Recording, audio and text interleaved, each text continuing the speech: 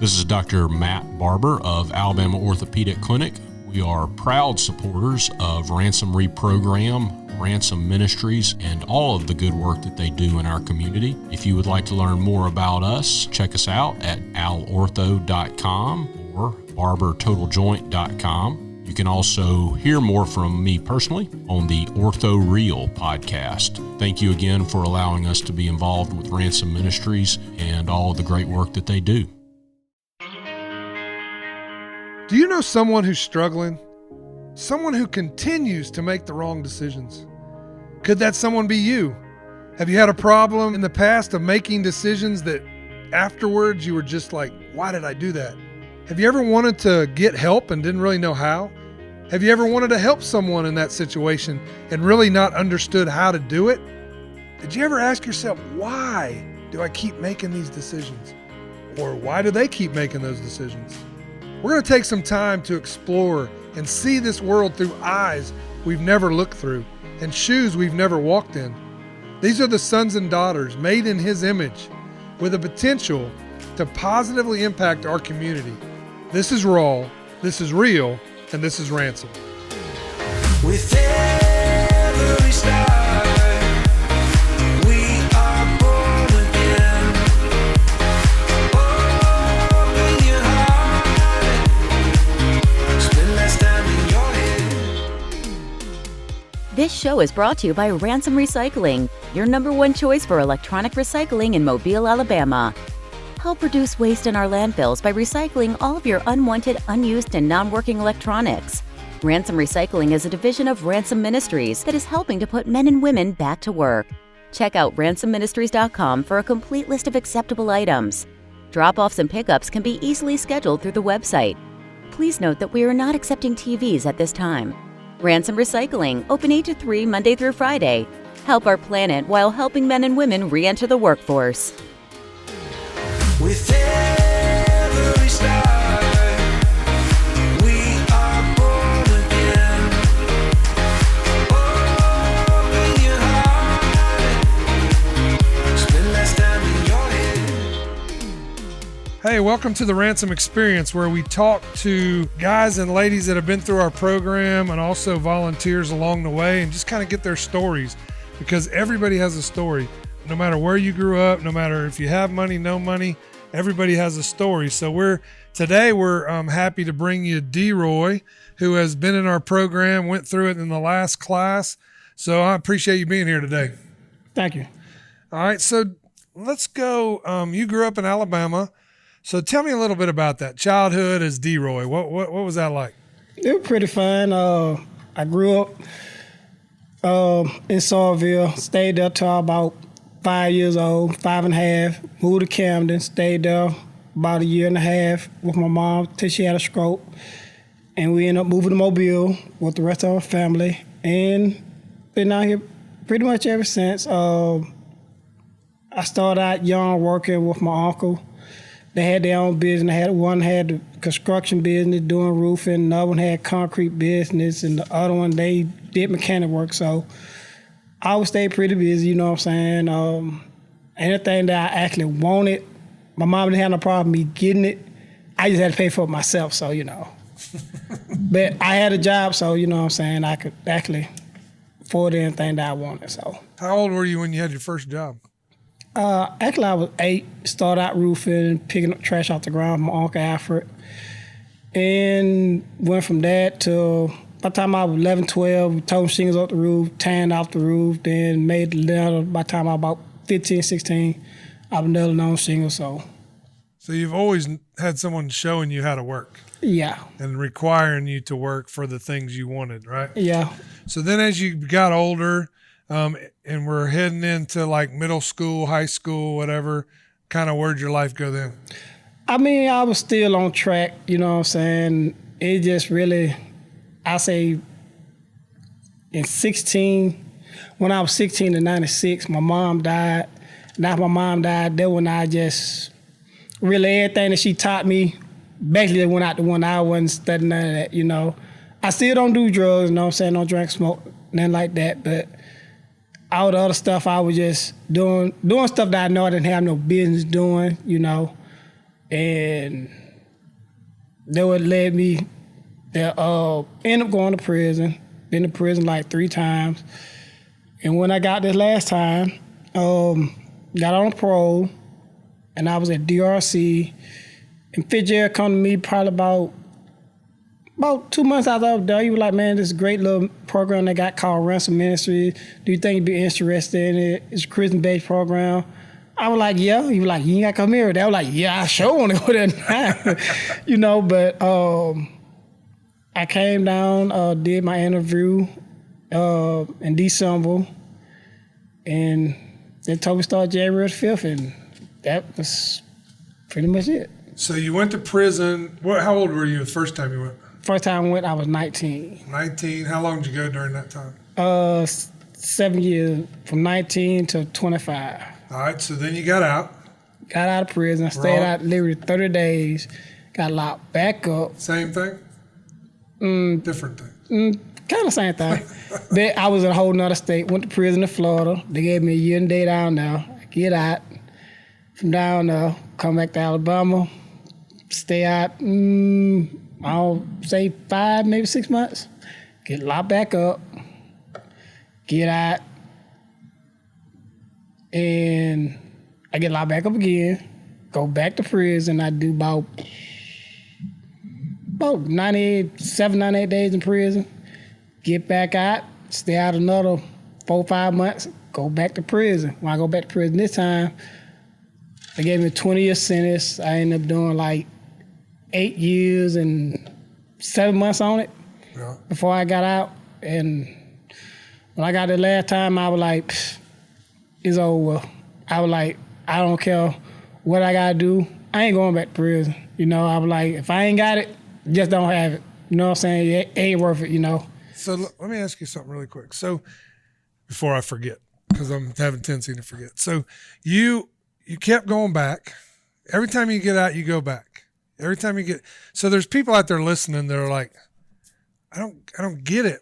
So what do you think the draw was, or what was it that you just kept having to go back and do that? Like, well, one of the things is that prison, I ain't gonna lie to you, prison don't reform, you know what I'm saying? It really just make better criminals for real. But they don't have no programs out there that actually trying to help somebody get out of prison, because once a person get out of prison, if they don't have like a good, strong support base, you know what I'm saying? 9 times out of 10, they don't end up going back to prison, gonna go back doing the same thing that they know how to do. And a lot of people don't want to help nobody that been to prison, you know what I'm saying? And cause when they hear that word, oh, you been locked up? I ain't remember them, But that would actually change if it was more programs like this that actually give people another chance. Because everybody been in prison ain't bad people, you know what I'm saying?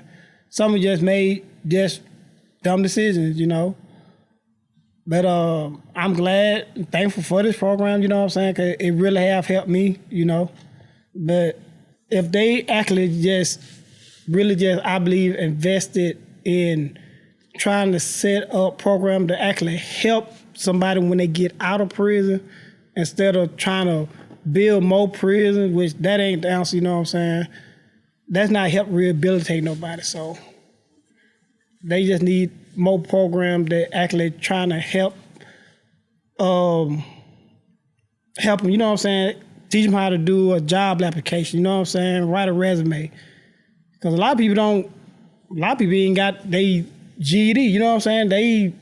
They not really doing nothing in prison to try to better themselves, So you kept going back, and it's really because you had family, but you even said that you felt like when your mother passed away, that was kind of when things kind of just went awry, because she was obviously, you respected her, you looked up to her, you were working hard, doing the things you wanted really, but then once she was out, not in the picture, it was like, why keep doing this? I'm just going to do what I want to do or whatever. Is that kind of what your thought process was? Well, it's funny because, I've got to know you over the last few months, and if I would have never guessed, like, knowing you now, that you were even like in prison or you would do those things. Like, you are the person that I think of when you tell me the 8-year-old doing roofing, or the 12-year-old out there already, putting shingles on or whatever. That's who I see, because your work ethic is phenomenal. Like, you lead by example. You do the things that you have to do, and people see it, and you earn that respect from those around you.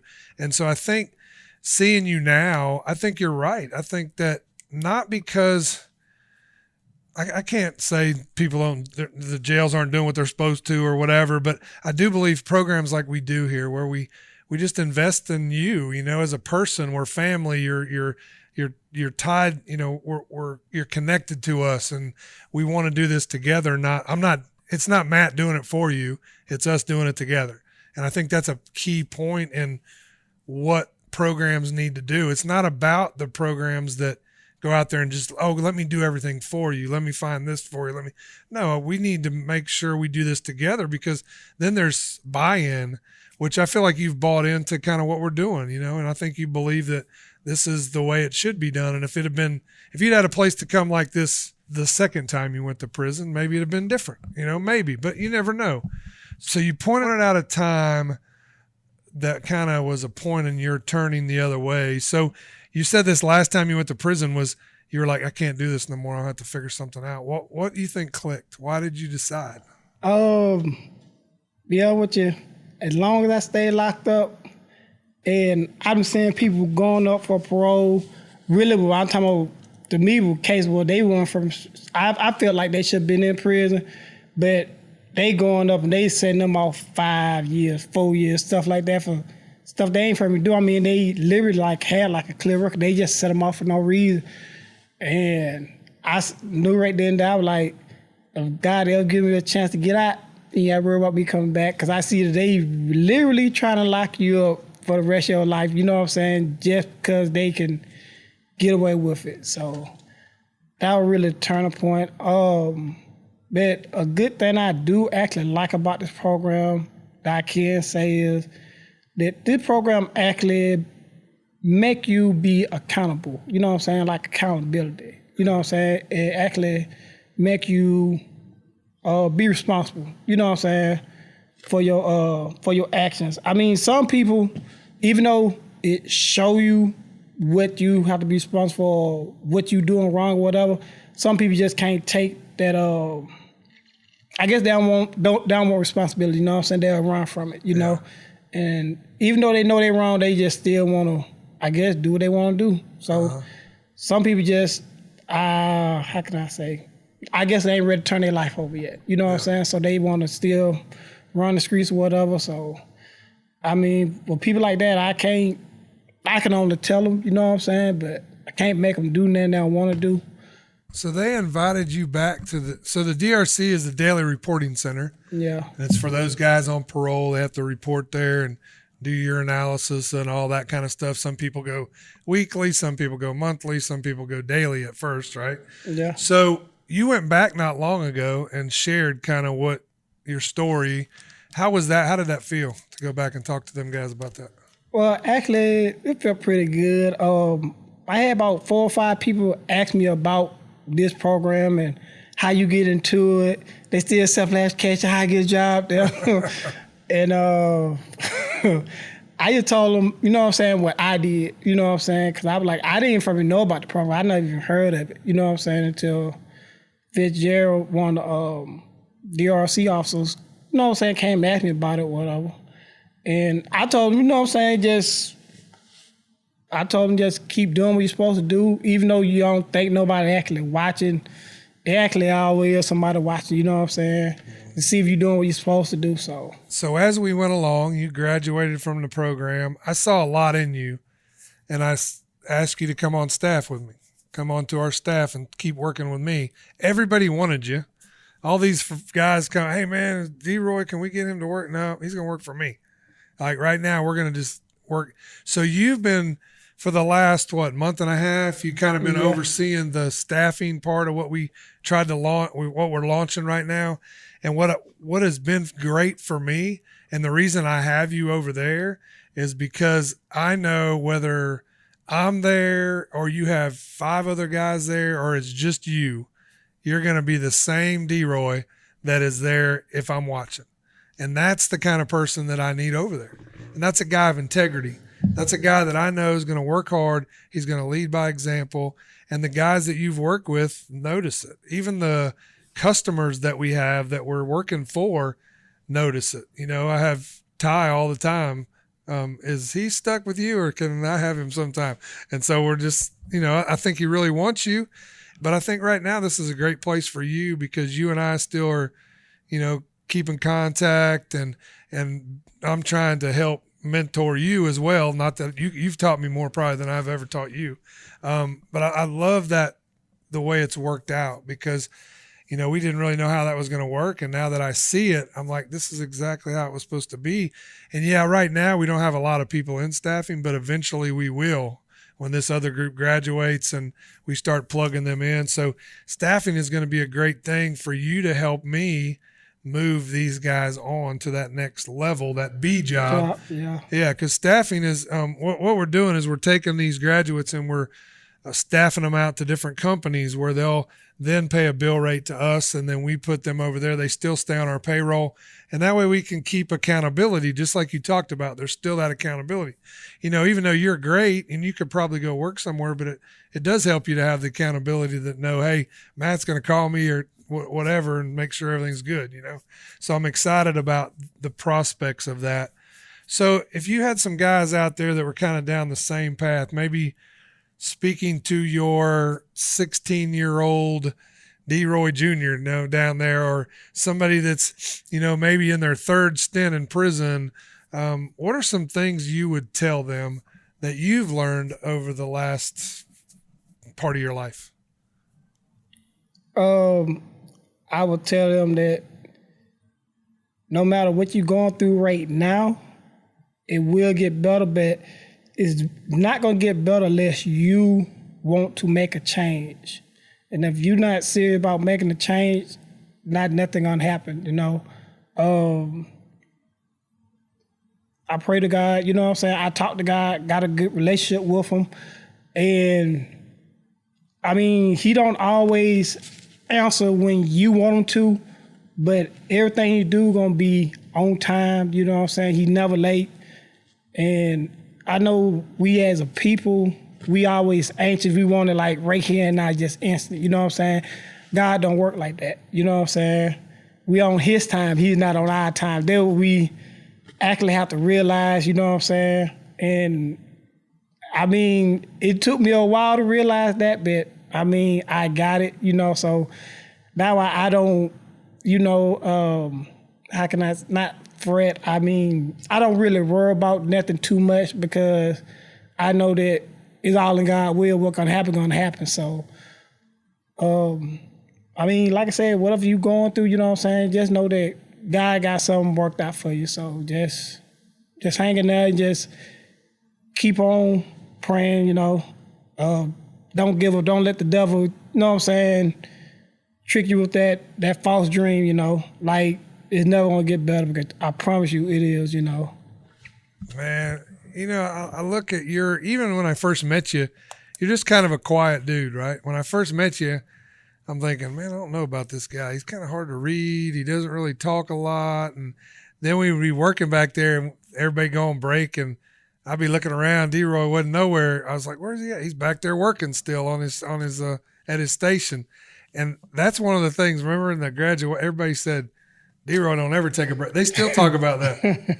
Like, Deroy don't ever take a break. He don't ever take a break. I said, and that's why Deroy is running their staffing thing, because he has a work ethic. So I think leading by example for these guys, and you're going to have a lot of guys come up through this program that need someone to lead by example and show them just what you just said, that God's timing is perfect, and just got to be patient with him to work it out. And it's been an honor to get to know you over the last few months. I can't wait. I'm so glad you're on my team. I'm so glad you're on this, with Ransom and what we're doing. And I'm excited to see how God's going to use you to change guys' lives. So through Ransom Reprogram, we take guys, men and women, out of addiction, out of homelessness, out of incarceration, and we try to get them back into the workforce. And many of them, just like Deroy, we meet, man, they're just phenomenal workers. They just need a chance. Just like he said, a lot of people won't take chances on people that go through that have been in prison. You know, they see that and like throw their resume away or their application. But we try to get them to the point where they can, and then through our staffing, Ransom Staffing Services, they can go out and work and get some experience and get some references from different companies around and eventually get into full-time careers. So I hope that you enjoyed our talk. Thanks again for coming and talking to me, Deroy. I know you worked all day and now you're ready for the weekend. And thanks for having me. Yeah, man, you're always a pleasure, man. I like talking to you because if y'all get a chance, man, you got to meet Deroy. He's always got a smile on his face. He's always confident. He's always positive, and he's just a breath of fresh air to me on any day. So, again, thanks again, and hopefully you enjoyed my talk with him and learned a little bit of something about, you know, how to just have that positive outlook and, hey, it's never too late to turn your life around. So we hope that you'll join us and anywhere you listen to a podcast, you can download it from our website. You can download it from Apple Podcast. Also, share this with your friends. Rate us. Give us a star rating and all those different things, and share it with your friends. Until next time, when we bring you another story from one of the people that we have served or served alongside, we'll see you next week. Too many days in the darkness without a glimpse of the light. Running tired and broken and scared, but I swear I'll never give up the fight. With